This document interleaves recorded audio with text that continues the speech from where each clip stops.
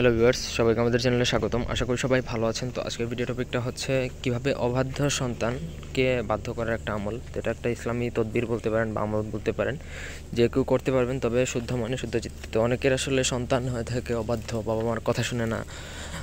দেখা গেছে এটা নানান অনেক বড় একটা সমস্যা। বাবা মায়ের অবাধ্য হয়ে যা তা করে, যেগুলো আসলে মেনে নেওয়া যায় না। তো তাদের জন্য এই ভিডিওটা। তো অবশ্যই চ্যানেলটা সাবস্ক্রাইব করবেন, লাইক কমেন্ট শেয়ার করবেন। ব্যক্তিগত যদি কোনো কাজ করাতে চান তাহলে স্ক্রিনে দেওয়া নাম্বারে ইমোতে যোগাযোগ করতে পারেন, অথবা যদি কোনো বই প্রয়োজন হয় যোগাযোগ করতে পারেন। তো মানে যে দোয়াটা বা আয়াতটা আমি বলে দিচ্ছি, রব্বি আসলিহলি ফি যুররিয়াতি ইন্নি তুবতু ইলাইকা ওয়া ইন্নি মিনাল মুসলিমিন। অর্থ দেওয়া আছে, হে প্রভু, আমার জন্য আওলাদের সংশোধন করে দিন। আমি নিশ্চয়ই আপনার নিকট তওবা করছি এবং নিশ্চয়ই বাধ্যগত বান্দাদের একজন।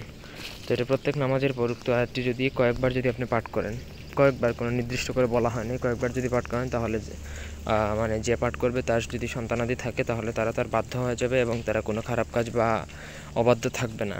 ঠিক আছে, এটা ইসলামিক তদবির। যদি করেন ইনশাল্লাহ 100% ফলাফল পাবেন এবং ভালোই লাভবান হবেন, যদি একই মানে যদি করতে পারেন বিশ্বাস রেখে। তো আশা করি বুঝতে পেরেছেন। তো এই ছিল আজকের ভিডিওটি যদি ভালো লেগে থাকে তাহলে লাইক দিবেন, কমেন্ট শেয়ার এবং সাবস্ক্রাইব করবেন। আগেই বলছি, এই আয়াতটা মুখস্থ করে নেবেন, তারপর নামাজের পর, প্রতি ওয়াক্ত নামাজের পর আপনি এই আয়াতটা কয়েকবার পড়বেন। ঠিক আছে?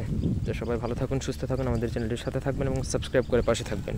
ব্যক্তিগত যে কোনো কাজ অথবা যদি বই প্রয়োজন হয় যোগাযোগ করবেন স্ক্রিনে দেওয়া নাম্বারে। এই মুহূর্তে ধন্যবাদ সবাইকে।